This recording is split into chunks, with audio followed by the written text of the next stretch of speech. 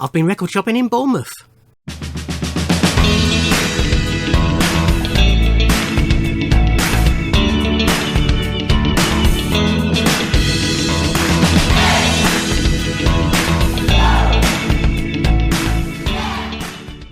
Ahoy hoy everybody, and welcome to this video where I show you what I bought in Bournemouth on Friday the 8th of March. I was up there for a gig, Shakin' Stevens at the Bournemouth Pavilion. Don't care what anybody says, love Shaky, and it was a brilliant gig. Anyway, on to the shopping. I went to the Vault. First of all, I popped in the two charity shops that were in the centre of Bournemouth. They were a washout. Neither of them had any vinyl that I could see. One of them had no CDs that I wanted, full stop. The other one had loads of CDs, but they were all arranged so badly that about halfway through I gave up looking, but I didn't find anything I wanted. So I went to the Vault, which is a record shop in the centre of Bournemouth city centre. I'd popped in there last time I went to Bournemouth, but hadn't had a proper look round and hadn't bought anything. But this time I had the full intention of purchasing. It's a funny little place. Upstairs is new vinyl, new CDs, and they've got a rack with their new second-hand arrivals, which I flicked through, and a couple of these are from there. And then downstairs is all their second-hand stuff, loads. Mainly vinyl, but also CDs, VHSs, DVDs, which I only looked at the vinyl. But they got very strange stock. It's you know what they haven't got that's remarkable. They only had 2 or 3 Beatles albums. Didn't have any Bowie. This is all in the second hand.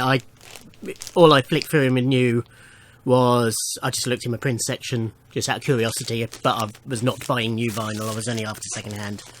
Yeah, but no Bowie, no Dire Straits, no Queen, no Zeppelin, no Pink Floyd. You know, all the stuff you would normally expect to find, they didn't have. It was very strange. Whether it's because it's Bournemouth and they buy lots of collections of old dears who have gone there to retire, but it was all more or less not fuddy-duddy music, because I bought some of it, but lots of singer-songwriters, yeah, mainly singer-songwriters, really. You know, there are huge sections on, not, these are people I don't like, but, you know, Jose Feliciano, he had, you know, about that deep in records, and it was strange. Anyway, yeah. But then we had big sections of jazz. I had no Miles Davis. What's going on? Lots of soundtracks. A big comedy section, which I picked a couple from. Big country section, which I didn't even touch. Blues section was about that big, again, in blues, which I didn't look at. I was tempted to look through, but wasn't really in the market for that at the moment. But yeah, it's a funny place. But yes, I did find a few bits that I picked up. As I say, all second hand. So this is first up in the soundtrack section. Sleeves got some writing on it, but as I think it's Naz Nomad says, you don't listen to the sleeves. So this was a £5, and this is the soundtrack to Popeye. Popeye is one of my favourite films anyway. I have this on CD, but if you don't know, all the music was done by Harry Nilsson. Or written by Harry Nilsson anyway. It's performed by the cast, obviously. Although on the CD there is a bonus CD with all his demos, which is excellent. But yes, I do love this soundtrack. So for a £5, why not? As I say, as you can see, writing. I did have a wonder. Oh, I wonder if it's an autograph, but it's not. I'm not quite sure what it says. RS something P, RSIP, RSVP probably. So why somebody's written RSVP on me, I don't know. A little bit of ring wear, but nothing major. And then it's on Boardwalk Entertainment Company. They all need a clean. Doesn't look like he cleans them before he puts them out there.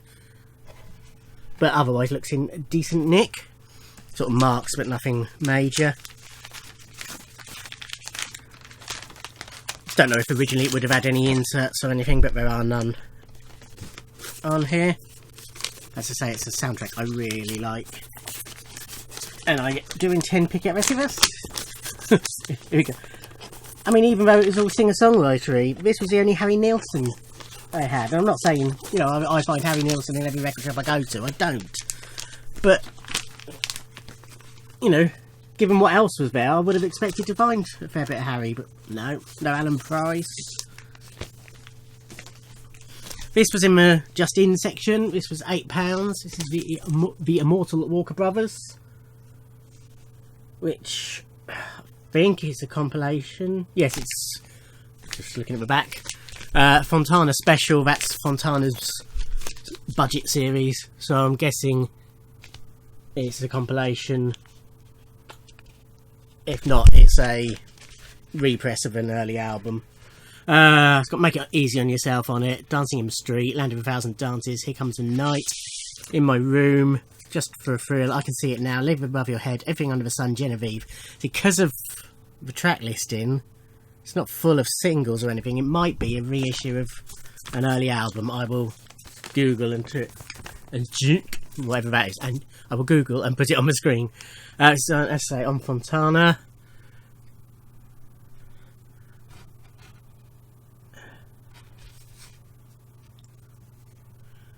$65 and $66 for credit, 66 and 67, so it probably is a compilation, just a funny track listing. But I do like Walker Brothers on CD. I have got the compilation of the best of Scott Walker and the Walker Brothers, and I've got a lot of Scott Walker stuff. I've got box set with his first 5 albums, I think it is, and box set 5 easy pieces, is it called? Trying to see if I can see it from here. Yeah, just about. Yeah, 5 easy pieces, which is sort of 5 CDs, sort of themed through Scott Walker's career. And then I picked up one of Walker Brothers' 70s albums, whose name I can't remember off the top of my head, in a charity shop recently. But this is the only other Walker Brothers I've got on vinyl. This is also Just In. This is Mark Knopfler's music from the film Cal. This is essentially a Dire Straits album. It's got, you know, Mark does guitars, Guy Fletcher's on keyboards, John Illsley's on bass, Terry Williams is on drums, all Dire Straits members. Made in 1984, just before Brothers in Arms. You know, it's... if it wasn't the fact that it's all instrumental, it would be a Dire Straits album, basically. It is on Vertigo, on a label I'm not familiar with. Obviously I'm familiar with Vertigo, but the actual label I'm not familiar with. It's indented on the edge of a label. But I hadn't checked this, but it does look to be in good nick again. Is that there is one scratch at the start of side 2, which might be problematic. Might not. But yes, I picked up... I've got Local Hero soundtrack on CD, and I recently picked up one of Mark's other... Again, I'll stick it up on here, one of Mark's other solo albums. But being a big Dire Straits fan, I was saying to Rob Walker, let the music play. I don't know why I haven't really followed Mark's solo career, so when I see bits I'm going to pick them up in any format. This I picked up from my Prince collection. This is Sheena Easton's album Private Heaven, and track 2 is the track Sugar Walls, which is written by Alexander Nevermind, who is Prince. So I've got a few Sheena Easton bits purely for their Prince collection. don't think I've got this on CD. I can't remember off the top of my head. But either way, so for the collection, I wanted it. This is on EMI.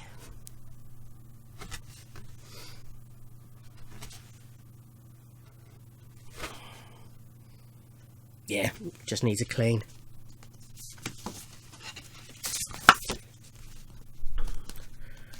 A lot of her stuff is a bit bland, but as I say, the Prince bits are worth getting.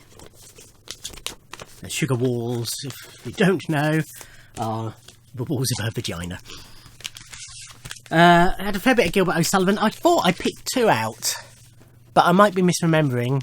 I know they had 3 albums that I've already got, but I thought I picked 2 out, so I might have sort of left one on the side down there, which is a shame. They had 2 copies of this, both same price. This had slightly better cover, basically, that's why I went for it.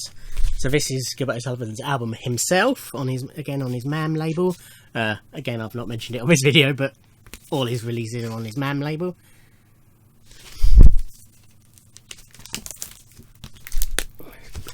Nice gatefold.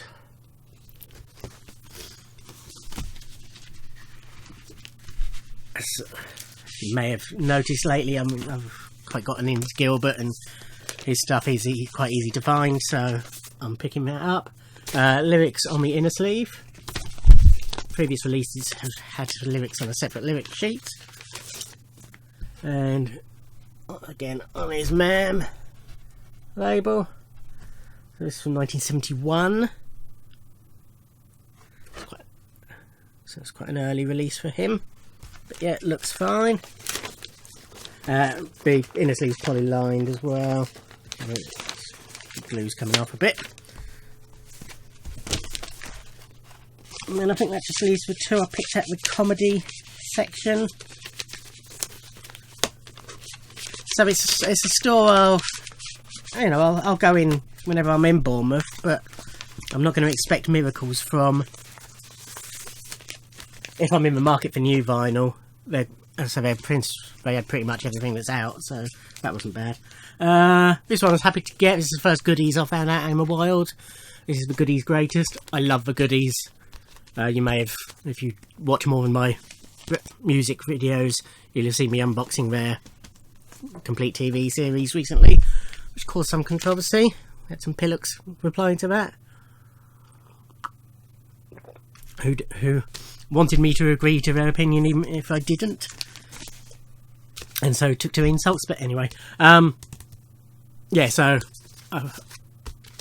the only goodies I've got at the moment is their CD compilation of their hits, and also the CD that came with the TV series, which is all the incidental music.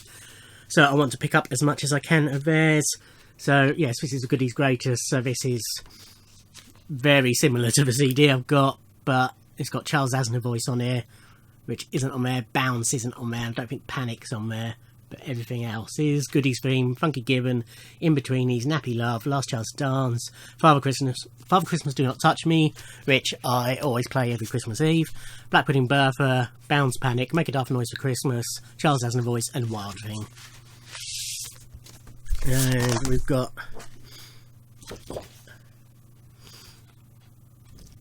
the playing cutout of a, which is good. The playing pieces for the board game on the front, the Snakes and Ladders type board game.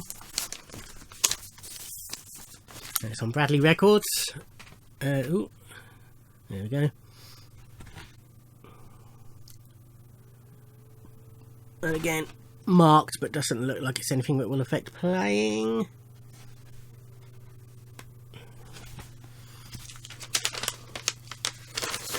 And on a related note, the other album I bought was the precursor to the goodies, also one of the precursors to Python, and that's the BBC Records release of I'm Sorry I'll Read That Again. So, for those of you who aren't familiar, I'm Sorry I'll Read That Again was the spin-off, if you like, from the Cambridge Footlights, A Clump of Plinths review that they did in Edinburgh, and then they got put on around the world. They went to Australia. Graham Chapman, famously, they had this opportunity to go to Australia, but it meant he couldn't do his doctors. I don't know if it was the placement. I think it was the placement he couldn't do if he went to Australia. They were speaking to the Queen Mum at an event, and the Queen Mum said, "Oh, you'll regret it if you don't go." So he went to Australia, basically. It's a very truncated and gobbledygook version of the story, but you get the gist. So Cambridge Circus, which became Cambridge Circus on tour, and it was John Cleese and Graham Garden, Bill Oddie, Tim Taylor and Graham Garden. I said Graham Garden before? I meant Graham Chapman. John Cleese and Graham Chapman, Bill Oddie, Tim Taylor, Graham Garden, David Hatch, who went on to become a big producer at the BBC, Jo Kendall, who's a great comedy actress, and then it was also Humphrey Barclay, and I might be missing one person. But then when they came back from that, they got a contract with BBC to do a series, which became I'm Sorry, I'll Read That Again. John Cleese was missing for the first series because he was still in America, if I remember correctly. Graham Chapman left after the first series, but he did do some writing with John still, obviously. And then after that it sort of settled, and it ran from 66, 67 around then, maybe 65, through 70. It was still going when Python was going. I think it was about 74, then we came back in 79, if memory serves. Might be slightly out on those. 73 it stopped, but going by this, but they might have done another series after this. I'm not 100%. Mostly written by Graham Garden and Bill Oddie. Earlier series had more contributions from the rest of the cast, and sort of Eric Idle wrote bits, and various people wrote bits as well. Great songs by Bill Oddie. I just love them. Sorry, I'll read that again. It also spawned, that's the word I'm searching for. It is 7:20 in the morning. I've only been up an hour. It did spawn I'm Sorry, I Haven't a Clue as well. Basically,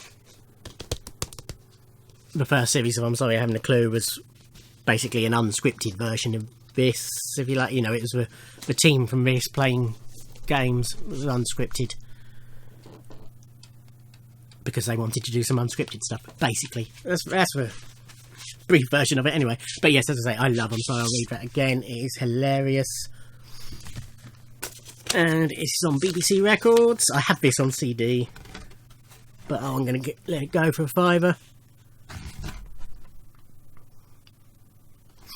So yeah, that was it. This took longer than I thought it would, considering how little I bought, but that's because I was rabbiting. But yes, as I say, I will go in there again, but with lower expectations, because I was expecting to come out clutching. Although I knew they didn't have any second-hand prints last time I went, I just assumed that they'd have some. Don't know why. Going back to what they didn't have, I do wonder if maybe that sort of stuff just flies out and he puts it in the new releases or the new arrivals section, and it don't get a chance to go down to the bottom. But who knows? That's strange. But yes, probably the last haul for a while. Might do one sort of end of this month-ish. But as I mentioned before, saving for Record Store Day at the moment, or I will be. Should have, hopefully, tomorrow's my birthday, so hopefully I'll get a few bits there, so I'll do a little show off of that. Probably record it Tuesday afternoon, because I should, hopefully. So we'll be getting presents tomorrow and Tuesday, because of who I'm meeting. So yeah, probably record that Tuesday afternoon, pop it up either Tuesday or Wednesday. And as then it's just bits and bobs that are coming through. I've got a few pre-orders I'm expecting soon. Yeah, and then my collection videos will keep coming up as I record and release them. I've got them set to come up till the end of the month already. I'm just going to record a few more now, so we'll see how that goes. Anyway, I'm waffling on. You all want to go. Like, subscribe, comment, all that sort of stuff, and I'll see you on another video. Bye.